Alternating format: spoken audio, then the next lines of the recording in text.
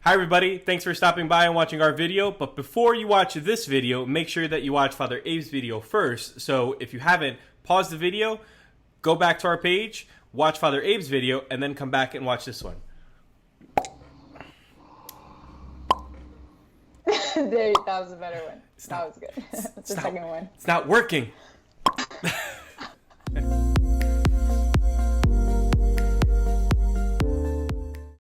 Weekley, and I'm here with George. George, what's going on today? What's up, Vicky? How are you? I think you forgot somebody. She didn't forget. So she intentionally just did that, George. Hi, everybody. I'm G Lopes, and in case you're still wondering, I am her boss. All right, I might be on vacation, but I'm still your boss. This week, Amy's in charge. Can't dispute that one. George, man, it's good to see you, George. It's good to see you too, man. George, listen, for the people who haven't seen you or since you haven't been a part of our video, why don't you tell everybody who you are? So what's up, everybody? My name is George Janvier. I'm affectionately known as Mr. J, but I'm prominently known as T'Challa, aka the Black Panther. All right, Wakanda forever. All right, so I'm the CYM at Salesian High School. I'm like the permanent member of core team. And all around, I'm a happy Salesian. I'm happy to be with all of you guys today. All right, guys. So, what did you think of the video this week? I defer to you, George. It was needed. I think it was a home run. Father A spoke a lot of things that's been touching me in my heart. That's been, needs to be said, especially in how we approach things as Catholics and as Salesians. I spoke to him earlier before, and I told him, like, he really got to me. Because, I've been struggling with this. This is a time that we've been struggling with the protests that are going on, and then, the conflicts and how I feel as a Black man and how I feel as a Catholic and how I feel as a father and educator to all these kids. So there's a lot of conflicts in how you feel different ways and what you say to people, but he really hit a home run and put a lot of things at peace and at ease for me in this video. Yeah, so as we enter into our takeaway segment, one of the things that stood out to me is that Father Abe is always well prepared. I think that when you look at any of Father Abe's videos, that it's going to be well researched, well thought out, and well versed. Father Abe is just an incredibly well spoken man. I think there are three lines that really that I took away from his video. So I'm going to read a little bit. The first is, the evil of racism is not merely a legal, moral, or human issue. It is a spiritual and theological one. It is a grave sin against the very body of Christ. When I heard Father Abe say that, I threw my hands up and I said, thank God. Okay, I think when we go and we watch the news, we watch, whatever unfolds on YouTube, different opinions. When we watch the news, everyone's saying the same thing, that we should not stick our nose into this because it's too political for the Catholic Church to start talking about. And then you start going on to Facebook and you're seeing everybody's opinions and everybody's talking about, like, where's the response? Where's the response? But then everybody's like, but the church shouldn't get into it. So I was very grateful that Father Abe said that. It is absolutely, that's exactly what it is. It's not just a legal, moral, or human issue. It's bigger than that. It's absolutely bigger than that. The next thing that I took away from Father Abe's video is St. Francis de Sales once wrote, "A heart speaks to a heart. Lips speak only to ears. Racism is ultimately an evil and disease of the human heart." I think that anybody who disputes that, I really question what they perceive as racism. I would also love to know their understanding of what hate is and what love is, because I think those will really speak to whatever understanding or experiences that person has. The last one that I took away from is towards the end of the video when he says, racism is not just going to fade away. It requires real action and real change. I do believe that there are some people who think that racism is just going to just magically get up there and then that's it. I do believe that there are some people who also, and then George, you let me know what you think, man. I do think that people think that because of this Black Lives Matter and the protests and all of that, racism is all of a sudden going to disappear. All of a sudden, magically everything's gonna be right. All of a sudden, everybody's like, you know what? Millions of people across the entire United States is the one thing that we're actually united about. We can actually protest. I think that everybody thinks that as soon as we're done, hey, we're equal. And by we, I'm not saying like me in particular. I'm speaking for the voices of the protest, but that ain't gonna happen. You still have systemic oppression in everything. People think that it's just whole system. It's just police. You don't think education. You don't think business. You don't think any of that have any form of systemic everything. Absolutely. So criminal justice, everything. Absolutely. So George, I think I'm wondering if maybe like you can give me a little bit of your opinion on that about like the racism not just wanting to go away, and obviously using Father Abe's video as like your lens. Right. What is your perception of what's going on? That as a black man, how I live my life, there's just certain things that that are racist that I've accepted as normal, as this is just how it is, and I really shouldn't have. Like, I have a preset script for when I get pulled over. I have and routine. Take out my keys, put on the dashboard, put my hands at 10 and 2, and when he asks me for something, officer, I'm reaching to my glove about to get my license registration. That's awful. Have to do that. Oh, man. All right. I say, I want you to be safe. I want to be safe. And then I start reaching for everything. Mind you, he asking me for something, and I'm reaching what he asked me, but I still have to be cautious and aware. Absolutely. And I don't know if everybody. I may be saying this and this is what everybody does, but I just feel like it's not. No. I've said this to a Caucasian friend of mine, and he was like, "Oh, where'd you do that?" And it's like, but that's how I feel. I don't want to have any problems. And you just look at things. The system that we're in is racist. Like, I'm 41 years old, educated with 2 kids, a father, no jail record, and I have the same fare as any criminal driving down the road. The very same thing could happen to me. Yeah, honestly, when I saw George Floyd, and it's crazy we're the same namesake, I literally saw myself. I think that's a great point, George. Yeah, but would you say, George, that our young people are the ones that are running this movement at this point? Because what I would argue is that I think your generation's what you guys saw like growing up. I think the responses, the protests, all of that. I think a lot of our young people are using that model, and I think a lot of them are going, okay, listen, we tried it that way. We're going to try it a little bit differently. Let's remain peaceful. I think the problem that the government is seeing is not so much it's the peaceful protest, but it's the number. I think the number is number. I think it's so intimidating that they're like, we have no idea what to do. Yes. I think, and I agree with you wholeheartedly on that. And George, listen, it breaks my heart when you share that story that you have a script, like when you get pulled over or, and things like that. I think, like, I'm from Brazil, so I'm a Latin man, and Vicky's from Miami, but her family's from Cuba. So like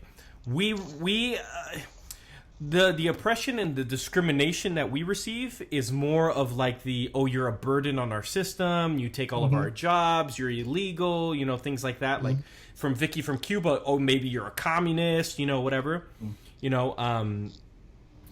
Like, and I think we can agree on like some of those types of like immigration discrimination, but we can never compare it to the years of abuse like that the Black community has experienced.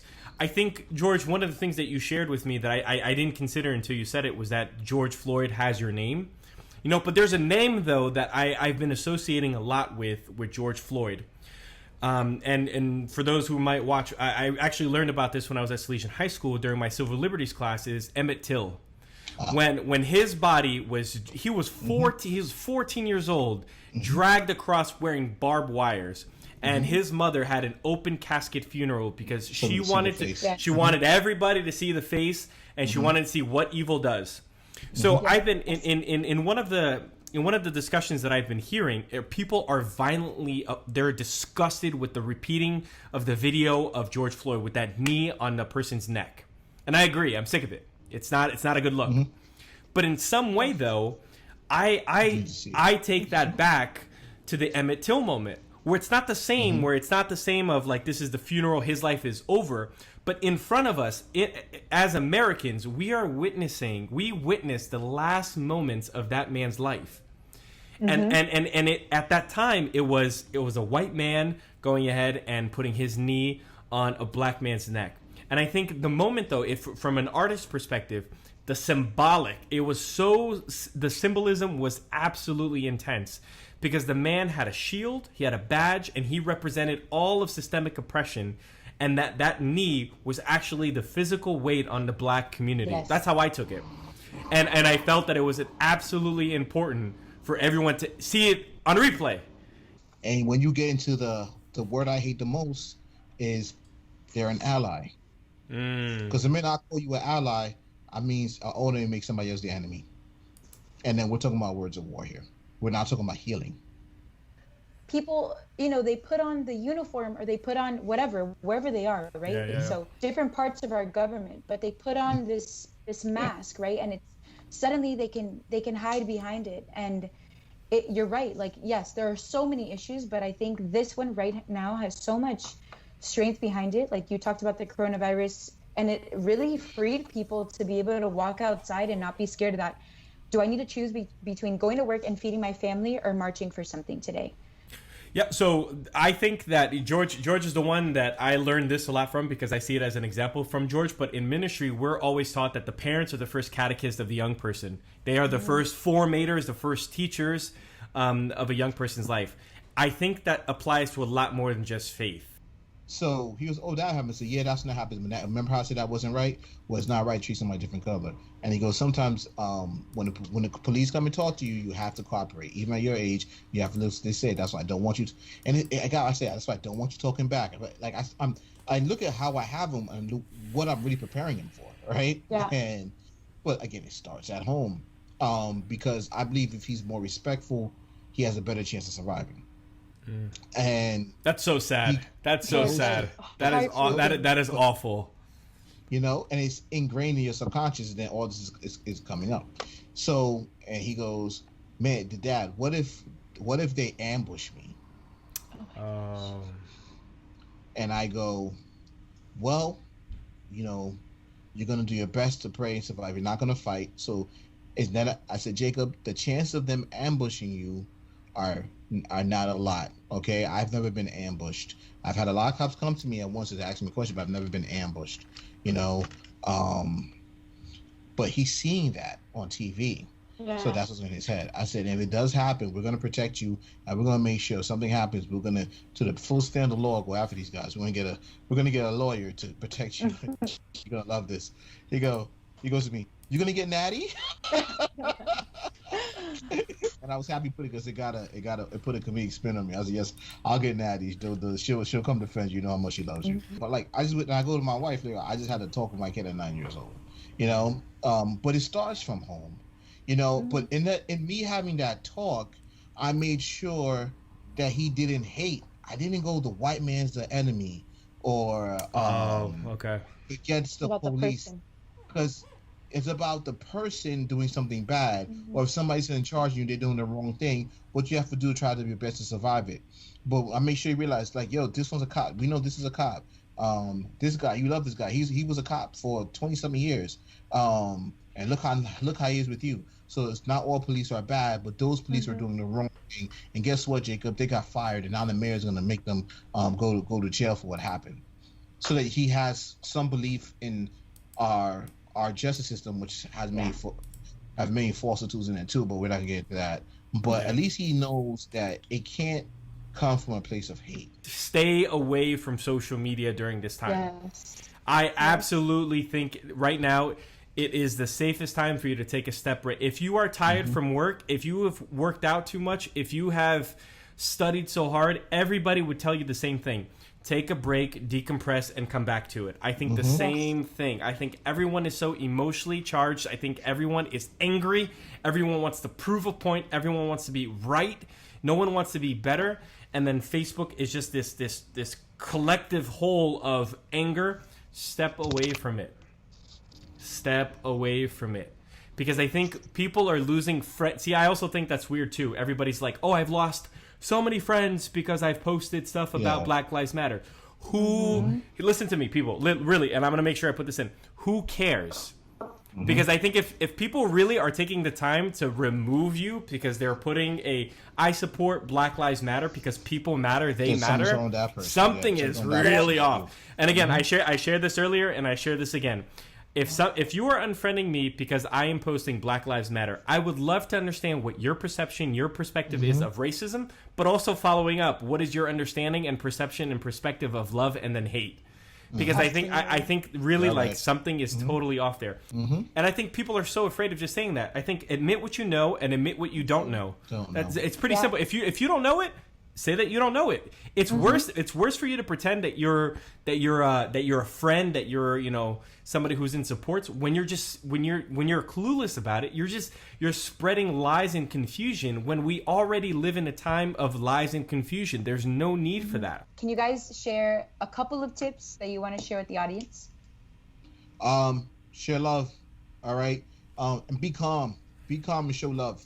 I think if you approach things from a place of love and put that first, then you will come up with a better synopsis of the situation. You can look at somebody and be like, okay, I hate where they're coming from. If you come in love, if that's your first emotion, try to make that be your first emotion, not the outrage, but the love. And I not to put in a what would Jesus do moment, but use our faith and look at that person as your brother or sister in Christ, because that's what they are. And you remember, be calm, approach with love, educate, not discriminate. With that, thank you, everybody. I really appreciate you guys taking time to watch our video. It is a difficult video, so we really appreciate you watching it from start to finish.